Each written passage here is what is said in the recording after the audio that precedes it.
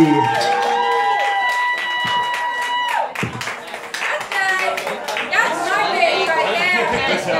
got this. We're good. Either way. I got this. Candy capable. I'm like way too sober for this because I'm really afraid, since I've already injured myself a couple of times tonight being sober. I've been kind of afraid to drink too much.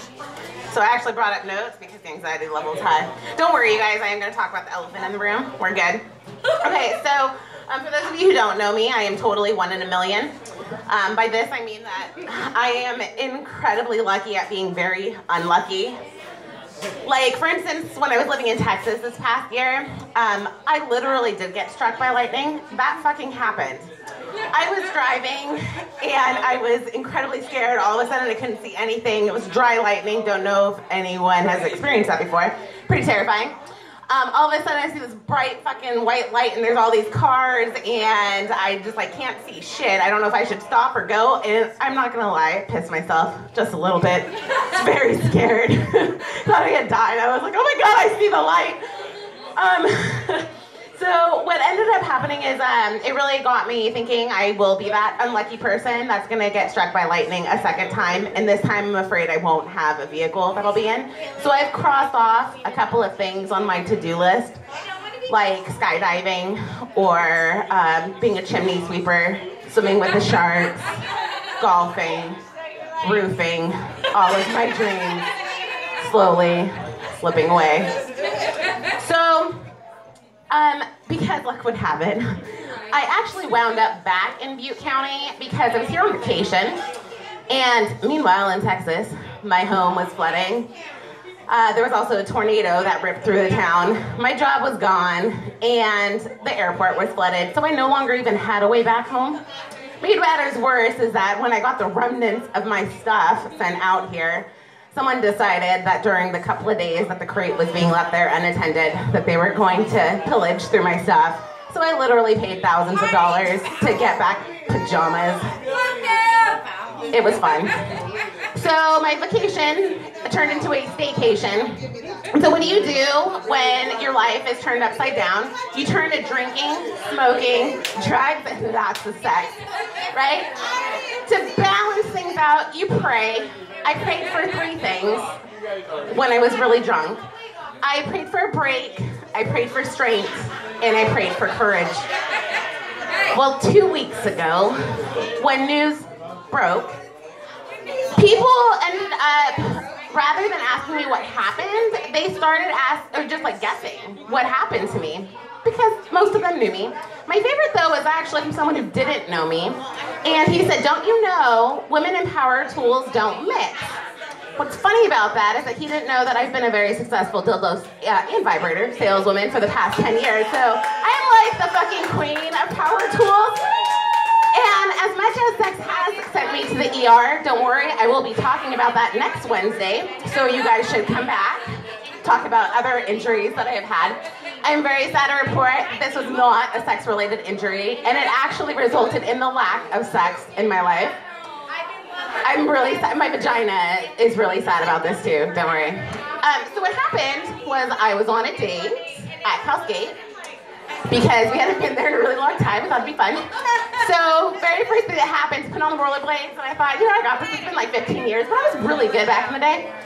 And so I fall immediately on my ass. That was not when I broke my arm. I successfully skated for an hour and a half. We get off of the rink. The second I hit the carpet, I don't know how long ago you guys have been there, but there's like this hurricane machine there. And because I'm a wet mess, of course that is where I broke my arm. And I hear this snap, crack, pop, and I'm like, not the fireworks I was expecting on this date.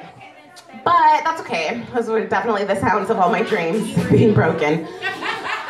So I look up at him, and he goes to help me up, and I'm like, so, thank you so much for this fun date. I had a great time. You know where else I haven't been in a really long time? Enloe Hospital.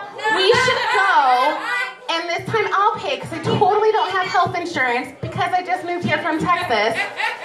I'm not sure you can afford this, and I know I can't. And so we get to Enloe Hospital. They immediately split me up. It's like obviously broken. And so this was the first that had been answered. So not only did I have 5 breaks in my wrist and arm, it also severed a lot of tendons and there's permanent nerve damage. Okay, I also got a break in my financial stability, a break from my job.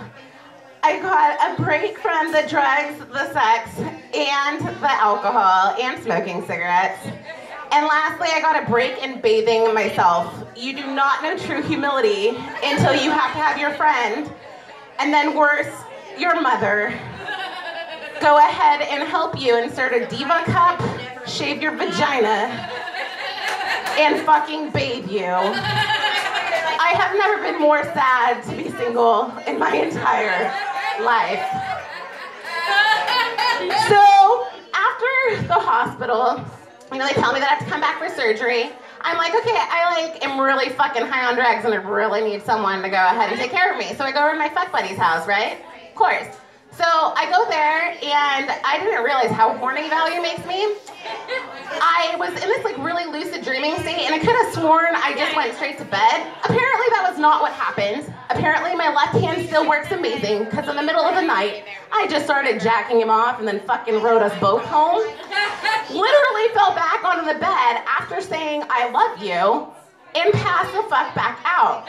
The next morning he asked me how I slept. I woke up and I was like, I had some really crazy, like, wet dreams. Like, I woke up and, like, what should fucking look? Like, I don't know what happened. And he was like, oh, like, what did you dream about? And he was acting really weird, so I go ahead and I start saying it. And then, this totally distracted me. Wait, am I at 7 or? Okay. And so then, okay, so I'll cut it short. Okay, so then I had to have the strength for the surgery that ensued, and then I ended up having to have the courage for celibacy because after everything that happened, he told me that he thought that it would be best if we stopped sleeping together. Very, very sad. My vagina still sheds a tear. So unfortunately, I was trying to plead with him, and I was like, but my hand works well, as we know. My mouth is still in great condition. My asshole is still a virgin, bonus.